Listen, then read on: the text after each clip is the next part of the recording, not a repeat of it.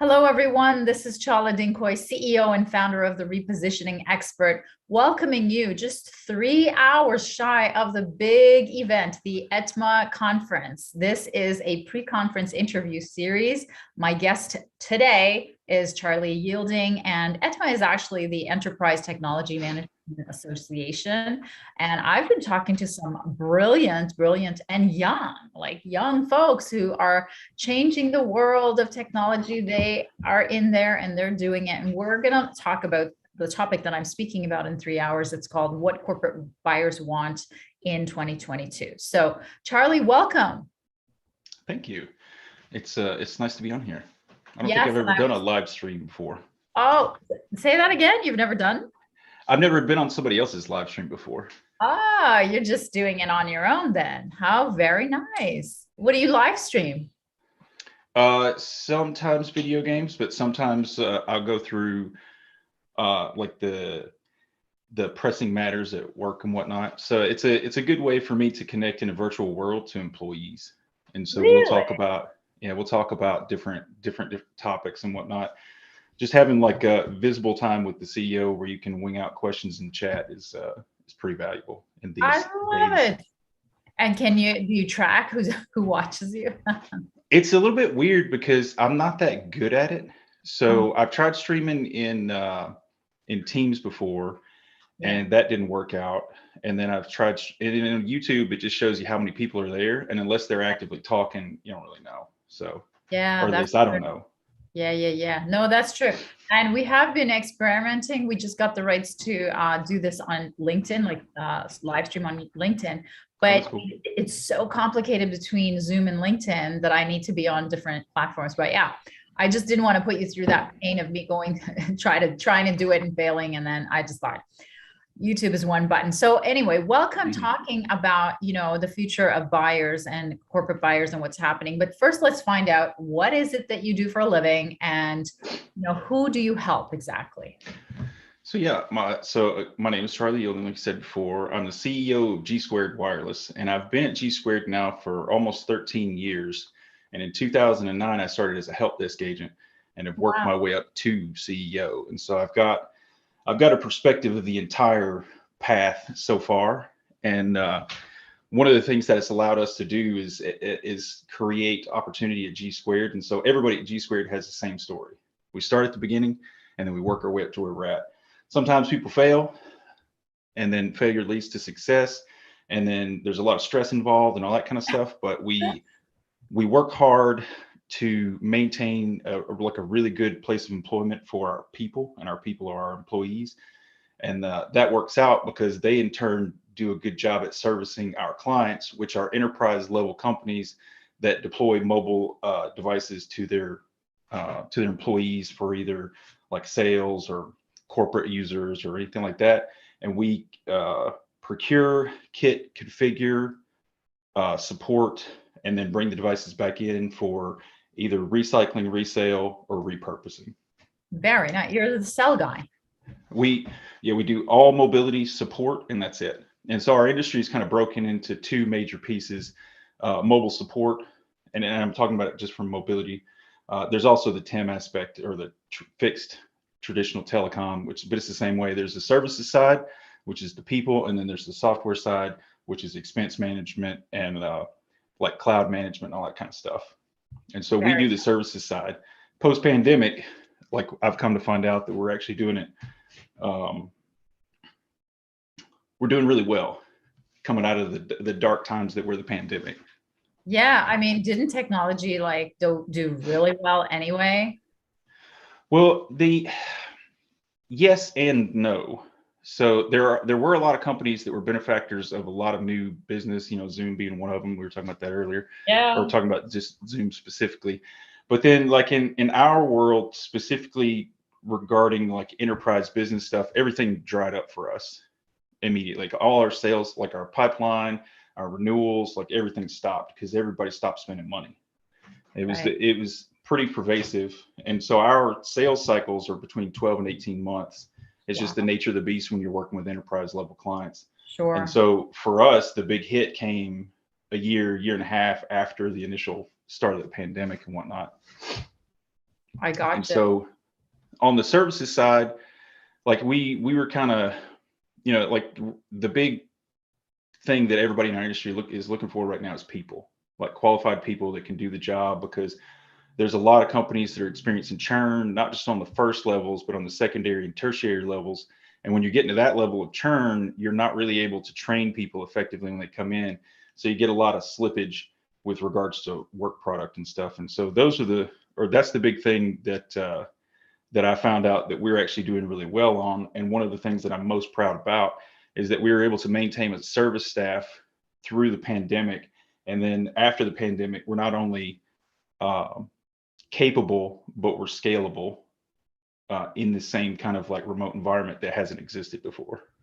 Wow, that's amazing. So it's because you kept them on while you had no revenue that now they're sort of like loyal and engaged and are staying on. Is that what you think? Yeah, well, so our revenue levels stayed about the same level. It's just all of our new stuff dried up, and so we kind of hunkered down. We did maintain the employment for everybody. We went through the whole PPP process and all that kind of stuff. And throughout the pandemic, I did weekly videos on how to, like how the company is addressing the pandemic, like when are we coming back and all that kind of stuff. Because it was 2 weeks, and then it was a couple months, and then it was 6 months, and then it was we don't know. And then eventually we polled all our employees, and they're just like, well, at this point, not only are we not coming back, but if you make us come back, we're quitting. So Right. we showed them a lot of proactive. Uh, that may not be the best way to put it. We showed them that we meant what we say when we try to take care of our employees, because we've taken the hard steps of virtualizing our entire workforce, which includes culture and all that kind of stuff. And that ain't easy at all, trying to recreate the water cooler situation in a remote environment. That is, yeah, I know. I hear about such amazing things, and I'm actually going to talk about some of them, how to intercept the new buyer 2022. But I really love the story of the help desk to CEO. I mean, there's a book there somewhere. Possibly. You'll It's a have lot of stress though. you make it look easy. From help desk to CEO. Yeah, that's a really great way to start all of the people in your help desk and say, hey, The the yeah, go ahead. a little cherry on the top though is I got the job uh, because of my experience selling cell phones at Radio Shack when I was in college, What? Oh my, and it was a Craigslist post. love it. What an amazing story. I love it. Are you familiar with Dan Price? He speaks at a lot of conferences, and what he's known for is he equalized all pay for every single employee. And Hmm. he drew so much criticism and so much controversy, and yet, the story is that he's thriving. The company's thriving, and Hmm. he cut down his own salary. But I just thought I mean, he has long hair as well. He's young as well, and he's in the tech space. So it just reminds me when you talk about how you take care of your people, it just reminds me of him. We believe in similar philosophies, although he's a bit spicier than I am on the Twitter and stuff. He's a little extreme for sure. Yeah. For sure. So, I mean, you said you've had the company for 13 years. Is that the 13 years as a CEO or all together from when you were at the help No, desk? no, no. So the company's owned by two women, Heather Thomas and Diane McDaniel, and they hired me in 2009 just to take phone calls. And so Okay. I took phone calls for a few years, and then I started doing uh, client management, and then implementation, and that went to implementation management, and then operation management to the VP of operations to the COO for a few years. And then the growth that we experienced, like our previous CEO was also a help desk to CEO person, and it Wow. just doesn't fit everybody. Like there's like when I first took over as CEO in 2017, I was so stressed, my hair was literally falling out, and so it was like this. And if I sat anywhere for more than 20 minutes, there would just be hair all over the place. Oh my God. I've never It heard was of the most, it was the most severe bout of stress I've ever dealt with in my life. But with like getting through that stress was very rewarding to me personally, but it required a lot of flexibility in my uh, emotional states, I guess is the best way to put it. Yeah, my God, there's definitely a book. But you didn't even own the company at the time that you lost all this hair? No, it's just being CEO. Like that. So nobody tells you when you get to be a CEO that the hardest part about being a CEO is drawing a line in the sand and then rebuffing everybody that tries to cross it.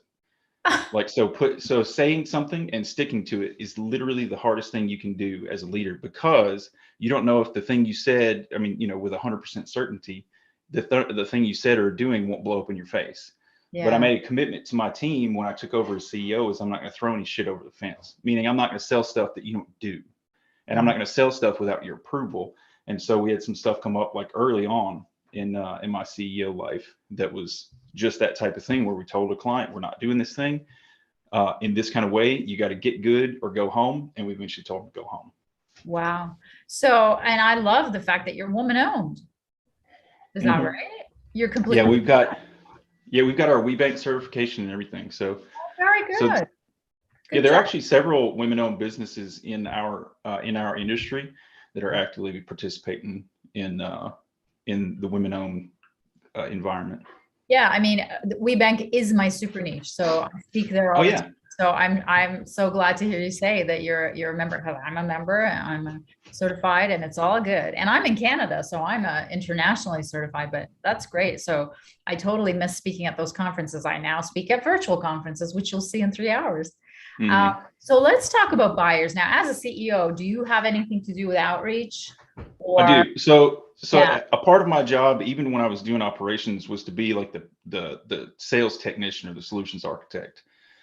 And so I got a lot of exposure to all the different types of buyers and enterprise, because it could be the trusted employee that manages the program, but that's not very common. More often than not, we're dealing with a procurement person or somebody who's running straight up to the CFO. And then even sometimes we're talking to the CIO who has to turn and swivel chair to the CFO and have that conversation. And so more often than not, we're dealing with just straight numbers in the sales thing, except for as an industry, we're dealing with straight numbers, except for us, where we're coming at you with we're boutique.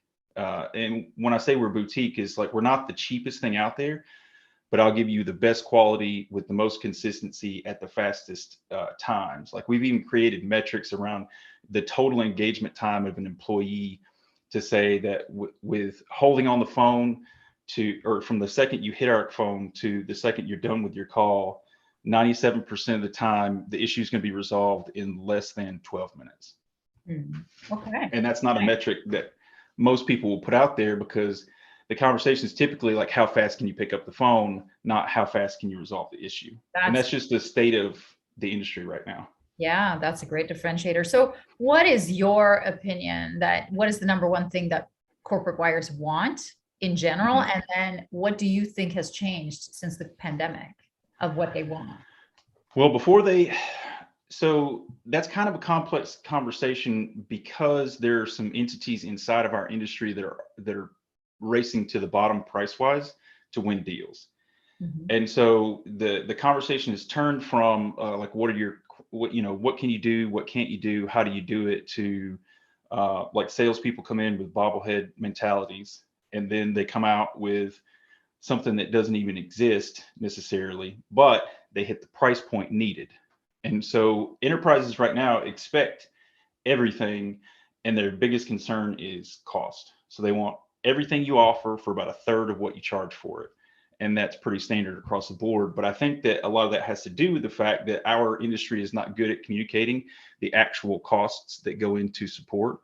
And so pre-pandemic, we had a lot more people talking about the needs of like consistent quality and like getting this stuff done. And it still exists, and those conversations are still there, but they're usually relegated to like after we've done a contract or after we're going live or something like that. It's like, okay, now let's worry about the service levels. Whereas like that needs to go into the contract negotiations, but the only thing that really matters right now in contract negotiations is the pricing. It's like, did you meet the price I wanted? Okay, if not, then get out of here. So is there anything that you think that buyers are looking for more than price? So our, like, the people who buy our services, what they're looking for is a consistent end user experience. And so what they're saying is like, I understand, uh, what you're telling me you can do. Now, how do you do it? And show me. And so we can do all of that. And how does your price break down to like your support hours and all that kind of stuff? And so Mhm. we can directly correlate our costs to how we do business at scale and all this other kind of stuff. And so the conversations that I love having the most are, how can we help your, like, we'll just say disenfranchised mobility department Mm. perform better? Like, how can we get escalations off of your plate so you can go back to doing whatever it is you do most of the time? How can we keep your VPs, your C-suite executives from getting calls from employees saying like, this is not going to fly, like I can't wait 10 minutes to get somebody on the phone, or it's been 3 weeks since I started having this mobile issue, like I got to get it done. And so we come in saying quality, consistency, accuracy. We train people, we do our own QC. Like, you're going to get as consistent an experience as possible working with us. And pre-pandemic, that message was a lot more, uh, it carried a lot more weight, I guess is the best way to put it. And post-pandemic, not so much. The clients are still there, but every single engagement nowadays comes down to just like, can you just take 50% off your price without reducing the scope at all? Why do you think that's changed because of the pandemic? Some of these buyers industries have doubled, tripled, quadrupled their sales. Hmm. Why is there a bigger press for less, margin? So that kind of, you're going to draw the cynic out in me, but it's like, I think that kind of reflects in some ways, like, let me take a step back. So companies that come work for us or work with us or use us, they're typically not the companies who are just like, uh, I gotta have this service at a certain price point or else. And so they're the companies that are typically doing better, the verticals that weren't hit as hard. But then we've got like healthcare and insurance and like other types of industries where they stopped spending money and they have not started spending money as of yet. And then we get, even from our existing clients, just the other day, I had a client come in and say, hey, I know we've got a contract that's fixed cost, fixed scope, and all that kind of stuff, but I want you to take 66% off your price with no scope changes at all. So how do you handle that? I just tell them no, it's not happening. Yeah, I Like, know. Like, not only is it, like, so not only is it something that we can't do, but we wouldn't do that anyways, because we only reduce costs based off of scope reductions and things like that. And so the industries or the verticals that are in trouble, like they're just not spending money. And then there's also the old school versus the new school mentality when it comes to business leadership, because like we were talking earlier about uh, Dan Price or whatever. And so Mhm, infinite growth is a problem, mhm. especially when you've got folks or companies in our industry that are pursuing that in a very messy, non-IT data oriented way. You Mhm. get acquisitions that where you've got um, like Frankenstein's monsters going on, where you've got 18 different platforms that are running all these different data sets, and trying to get them all put together is a big problem. And we're kind of in a situation where that's the norm. Like, that's what people are getting at. So when they're going out and having these conversations in the industry at large, like, I guess the best way to put it is the conversation doesn't deviate. Like, they're coming to them, or like certain companies in our industry will go to the enterprises and say, hey, uh, I need, I've got this product and it's this amount, and here's the cost. And then the enterprise will come back, and that, if it's, especially if it's a CIO reporting to a CFO, which is an old school C-suite mindset, it's always going to come back to the cost. And folks in our industry will take that cost and they'll eat it, or eat whatever it is, racing to the bottom to get the logo. And so right now, and this goes back to what I was saying earlier, there seems to be a lot of disjointedness between the conversation of like what it costs to do a job and the expectations that go along with that, and then our clients perceive all of that.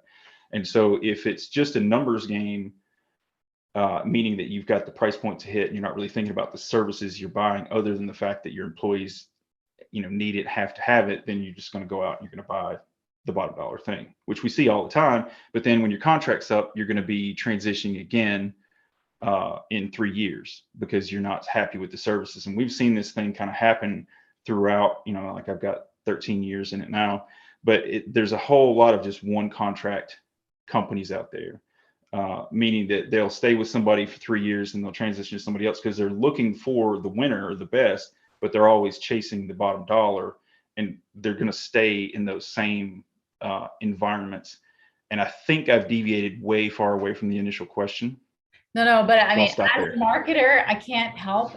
And for 18 years, I worked for Pepsi, Pizza Hut, Frito-Lay, where I purchased products. So I can't help but think of two things. One is I see a huge differentiation and brand equity problem in your industry, because where in a market where even water, where most countries, most modern, countries, developed countries have free access to water, and yet brands like Dasani and Evian can still sell at a premium when people can get it for free.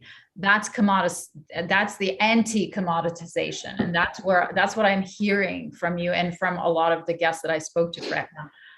The other point is, like what you said, where, you have to refuse, you have to know your line in the sand of where you refuse to go for the, and maybe your messaging needs to be, when you are pitching to them, your messaging needs to be around the fails, the one-hit wonders, and what is the consequence of what one-hit wonders. So yes, it's, deviates beyond the point, but not really, because this is what buyers are looking for. And but we need to educate them into what is the consequence of that pain that they're feeling as a result of this intense price shopping, because there is a consequence, and there will be a personal consequence for the person who's running after that, and a company wide one. So thank you for that. Now, do you have any parting advice for, getting on side with buyers and getting into sales meetings with them?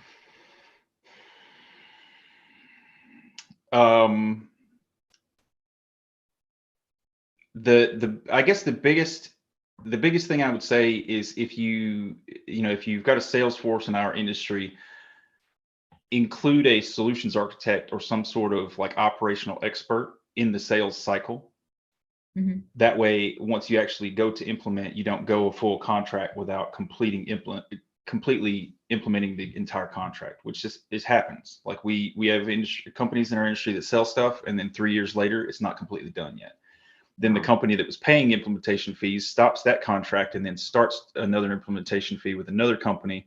And so you've got a lot of fees and stuff that are built on top of switching. But for companies in our industry, if you're sending out salespeople that are the hunter-gatherers, make sure they've got somebody who knows how the actual operational stuff will work, because on one side, or on one hand, it'll give the salesperson, it'll put them on a leash, basically, so they can't say stuff that doesn't exist. But also, it lends credibility to the authenticity of the sales presentation when you got because if you've got somebody, or if it's a C-suite, or if it's like high-end procurement people, they probably don't care about the subject matter expert. But if you've got anybody who does the operations in the meeting at all, which more often than not, they include at least one or two people of the day-to-day. Yeah. And so having an expert in those pre-sales or in those sales meetings or presentations will lend a lot of credibility to the end goal. Wonderful. Thank you. And how can our viewers reach you and get more information about your company? I'm personally on Twitter at charlieyielding.com, or Charlie Yielding, but I barely do anything with that. G Squared Wireless is .com is our website, and all of our services and everything are on there. Wonderful. Thanks so much for being a guest, and I'll see you in 3 hours. Yeah, sure thing. But before we go, where does Chala come from? It's Chala. My parents are Turkish. It means a fruit turning into a nut, and it's featured in the first chapter of the book I'll be giving away, Gentle Marketing, during my talk today. So You can read about the humiliation. All right. Well, I'm looking forward to it then. Thank Not the you. humiliation part, but reading it. Okay, thanks. All the best. All right. Bye-bye.